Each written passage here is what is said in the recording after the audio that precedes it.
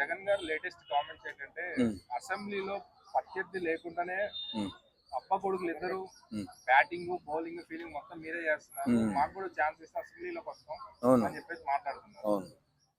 మరి సమర్థులు లేనప్పుడు ఇప్పుడు అసమర్థులు అయినప్పుడు వీళ్ళు అసమర్థులు కాబట్టి వీళ్ళ చంద్రబాబు నాయుడు గారు అలాగే లోకేష్ బాబు పవన్ కళ్యాణ్ గారు వీళ్ళ ముగ్గురు నిలబడి ఆ ప్లే చేయాల్సి వస్తుంది. దుర్మార్గంగా మాట్లాడకూడదండి. చేతగానోడు నాకు చేత కాదు, నేను సన్నాసిని ఒప్పుకోవాలి తప్ప ఇలా మాట్లాడి ప్లే అంతా వాళ్ళే ఆడుతున్నారు, బౌలింగ్ వాళ్ళే చేస్తున్నారు, బ్యాటింగ్ వాళ్ళు చేస్తున్నారని చెప్పడం ఎంత అవివేకం అంటే, నిన్ను ఎవడు రావద్దన్నాడు, ఎవడని రావద్దన్నాడా? ఆంధ్రప్రదేశ్ ప్రజలందరూ కూడా జగన్మోహన్ రెడ్డి వచ్చి అసెంబ్లీలో కూర్చుంటే బాగుంటుంది. పాకిస్తాన్ ఇండియా మ్యాచ్ జరిగేటప్పుడు ఎంత ఉత్కంఠభరితమైనటువంటి సంఘటన ఉంటుందో అంత ఉత్కంఠభరితంగా ఉంటుంది అసెంబ్లీ అని చెప్పి అందరూ కోరుకుంటుంటే సమర్థత లేక అసమర్థుడైనటువంటి జగన్మోహన్ రెడ్డి రావడం మానేస్తున్నాడు. మన అందరం కోరుతున్నాం. నేను సంవత్సరంన్నర నుంచి పోరాటం చేస్తున్నా. ఏమని? జగన్మోహన్ రెడ్డి గారు మీరు అసెంబ్లీకి రండి. ఆ కూటమి ప్రభుత్వం ఏకపక్షంగా నిర్ణయాలు తీసుకుని పనులన్నీ చేసుకుంటా పోతుంటే ప్రజలు నష్టపోతే ఎవరిది బాధ్యత అని చెప్పి సంవత్సరంన్నరగా నేను కూడా పోరాటం చేస్తున్నా, మాట్లాడుతున్నా సోషల్ మీడియాలో. కానీ సమర్థత లేక అసమర్థుడైపోయినటువంటి జగన్మోహన్ రెడ్డి అసెంబ్లీకి రాకుండా తప్పించుకుని దొంగలా తిరుగుతున్నాడు. కానీ జీతాలు మాత్రం టైంకు తీసుకుంటున్నారండి.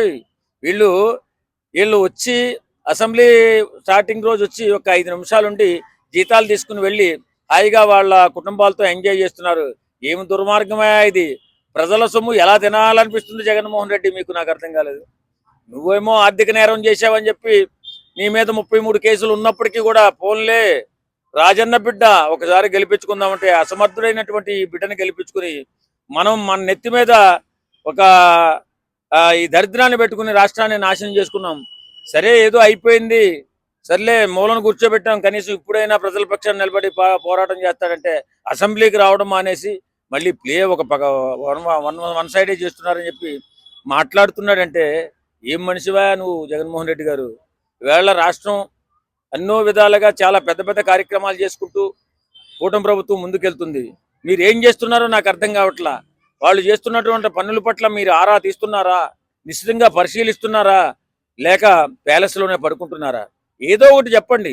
నేను సమర్థుడిని కాదు, అసమర్థుడిని, ఇంక రాజకీయాలకు దూరంగా వెళ్ళిపోతున్నాను, మళ్ళీ వచ్చే ఎన్నికల్లో పోటీ చేయనైనా చెప్పండి. ఏది చెప్పకుండా నాకు అసెంబ్లీకి వస్తే అవమానం జరుగుతుంది, నన్ను ఎవడో కొడతాడని భయపడుతున్నావో ఏమో. నిన్నెవరూ కొట్టరండి, నీకు అవమానం జరగదండి. ఒకవేళ నీకు అవమానం జరిగినట్లయితే ప్రజలు ఊరుకోరండి. జగన్మోహన్ రెడ్డి గారు రండి, అసెంబ్లీకి వచ్చి నిలబడండి. క్విజ్లోకి వచ్చి నిలబడితేనే ఆట రక్తి గడుతుంది. కాబట్టి తప్పనిసరిగా మీరు అసెంబ్లీకి వచ్చి ప్రజల పక్షాన పోరాటం చేసి ప్రజల మన్నలను పొందండి. మిమ్మల్ని ఎవడొద్దన్నాడు?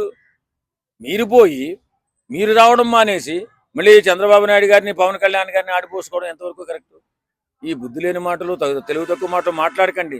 ఇప్పుడే అసమర్థుడు అని చెప్పి తెలిసిపోయింది మీ గురించి, సమర్థత లేని వ్యక్తి అని తెలిసిపోయింది. కానీ నువ్వు ఇంకా మారట్లేదు. మరి ఇంకా నీకు సలహా చెప్పేవాడు ఎవడో నాకు అర్థం కావట్లేదు. బాబు మీరన్నా చెప్పండి అసెంబ్లీకి రమ్మని.